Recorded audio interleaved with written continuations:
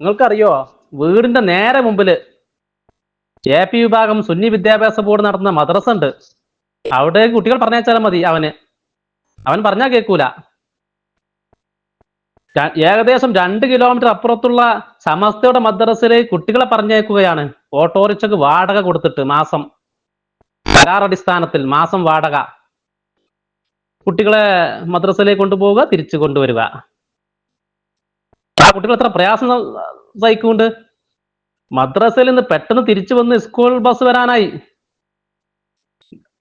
ഇത്രയൊന്നും ബുദ്ധിമുട്ടണ്ട. നേരെ മുമ്പിൽ AP വിഭാഗം മദ്രസ നടത്തുന്നുണ്ട്. 7:15 മദ്രസ ആരംഭിക്കുകയാണെങ്കിൽ 7:13 വീട്ടിൽ നിന്ന് ഇറങ്ങിയാൽ മതി. അതേപോലെ തന്നെ തിരിച്ചും. എന്നിട്ട് അവനെന്താ ചെയ്യേണ്ടത്? അതേപോലെ തന്നെ മറ്റൊരു വീട്ടിൽ, ഒരു വീട്ടിൽ നിന്ന് തന്നെ 2 മദ്രസയിലേക്ക് കുട്ടികൾ പോവുക. മൂത്ത ജ്യേഷ്ഠൻ കാന്തപുരം AP ഉക്കർ മുസ്ലിയാരുടെ മുഹിബാണ്. അതുകൊണ്ട് അവരുടെ മദ്രസയിലേക്ക് അദ്ദേഹത്തിന്റെ കുട്ടികളെ പറഞ്ഞേക്കുന്നു. അഞ്ചന്മാർ 2 ആള്, അവർ നമ്മുടെ സമസ്തക്കാർ. അവര് സമസ്തയുടെ മദ്രസയിലേക്ക് കുട്ടികളെ പറഞ്ഞേക്കുന്നു. എന്നാൽ സമസ്തയുടെ മദ്രസ നിൽക്കുന്നത് അവിടെ തിരക്കുള്ള main road, rubberise road, footpath ഇല്ലാത്ത ഒരു റോഡിലൂടെ കുട്ടികളെ നടത്തിക്കൊണ്ടുപോയിട്ടാണ് സമസ്തയുടെ മദ്രസയിലേക്ക് പറഞ്ഞേക്കുന്നത്. എന്തിനാണത്? ഞാൻ അവരോട് പറഞ്ഞു, നമ്മുടെ മഹാന ജിഫ്രി മുത്തുക്കോയത്തങ്ങൾ, നമ്മുടെ സയ്യിദുലമ, അവര് മാതൃക കാണിച്ചു തന്നിട്ടുണ്ടല്ലോ, അത് പിൻപറ്റണ്ടേ? മഹാന്മാരുടെ പ്രവർത്തികൾ, അവരുടെ നീക്കുപോക്കുകൾ, അവരുടെ സൂചനകൾ, അവരുടെ കണ്ണിന്റെ നോട്ടം പോലും നമുക്ക് പിൻപറ്റാവുന്നതാണ്, മാതൃകയാണ്. അങ്ങനെ വരുമ്പോ ജിഫ്രി മുത്തുക്കോയത്തങ്ങൾ എത്ര പ്രാവശ്യം ഇഷാറത്ത് തന്നിട്ടുണ്ട്. ഇഷാറത്ത് ഖിതാബാണല്ലോ, അതൊരു പ്രസംഗമാണ്. മഹാന ജിഫ്രി മുത്തുക്കോയത്തങ്ങൾ AP വിഭാഗം അവരുടെ വേദിയിൽ പോകുന്നു, അവരോട് കളിക്കുന്നു, ചിരിക്കുന്നു, കുശലം പറയുന്നു.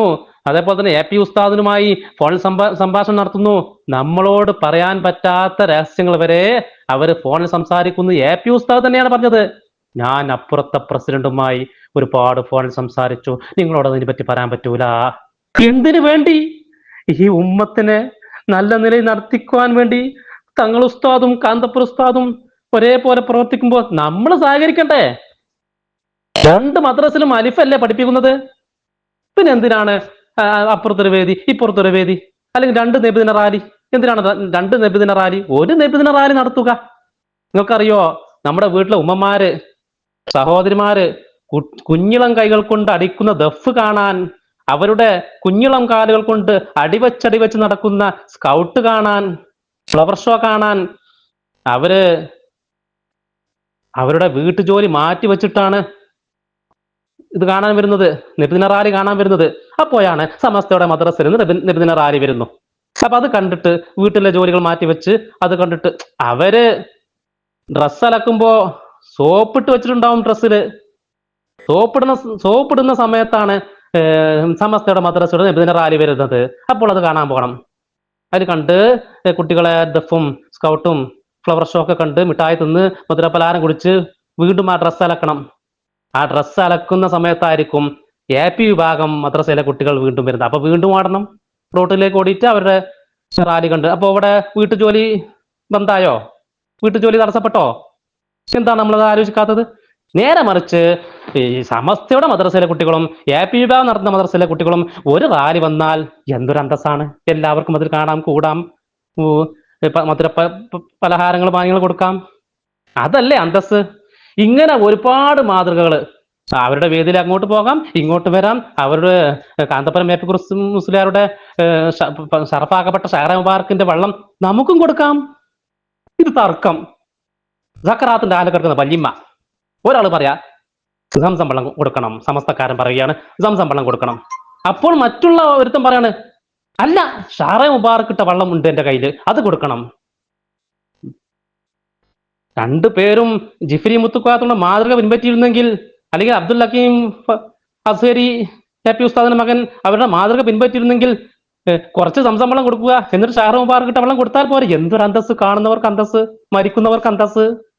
സകല നാട്ടിലും ഐക്യവും സന്തോഷവും സാഹോദര്യം വരുമ്പോ എന്തിനാണ് നമ്മൾ തടസ്സം? പിന്നെപ്പോ റസൂലുള്ളാഹിന്റെ പേര് കളവ് പറയുന്നുണ്ട് ആര്? AP വിഭാഗം. അത് മദീനത്തല്ലേ റസൂലുള്ള, 6000 കിലോമീറ്റർ അപ്പുറത്തല്ലേ, നമ്മൾ ഇവിടെയല്ലേ നമ്മൾ കൈക്കം വേണ്ടത്. മദീനത്ത് കിടന്നിറങ്ങുന്ന നമ്മുടെ രാജകുമാരൻ റസൂലുള്ളാഹി സ്വല്ലല്ലാഹു അലൈഹി വസല്ലം തങ്ങളെ പറ്റി കളവ് പറഞ്ഞാൽ, അവർ പറയാത്തത് പറഞ്ഞാൽ, അവർ പറഞ്ഞ ഹദീസിനെ അങ്ങോട്ടും ഇങ്ങോട്ടും മാറ്റി തിരിച്ചുകൊണ്ട് സംഘടനയുടെ വളർച്ചയ്ക്ക് വേണ്ടിയല്ലേ പറയുന്നത്? അല്ലേ? സംഘടനയുടെ വളർച്ചയ്ക്ക് വേണ്ടിയല്ലേ ഹദീസിനെ പേരോട് റഹ്മാൻ സഖാഫി ദുർവ്യാഖ്യാനം ചെയ്തത്? സംഘടനയുടെ വളർച്ചയ്ക്ക് വേണ്ടി, അല്ല അദ്ദേഹത്തിന് വീട്ടിൽ കൊണ്ടുപോകാനല്ലല്ലോ. നമ്മുടെ സംഘടന നല്ല രീതിയിൽ മുന്നോട്ട് പോകണം. അതിനെന്ത് ചെയ്യണം? ഹദീസ് ദുർവ്യാഖ്യാനം ചെയ്യണമെങ്കിൽ ചെയ്യട്ടെ എന്ന്. അങ്ങനെയെങ്കിലും ഐക്യം നമ്മുടെ നാട്ടിൽ പുലരട്ടെ. നമ്മൾ എന്തിനാണ് ഹദീസ് ദുർവ്യാഖ്യാനം ചെയ്തു, അല്ലെങ്കിൽ ഷാറ മുബാറക്കിന് തെളിവില്ല എന്നൊക്കെ പറഞ്ഞ് അവരെ ശല്യപ്പെടുത്തുന്നത്?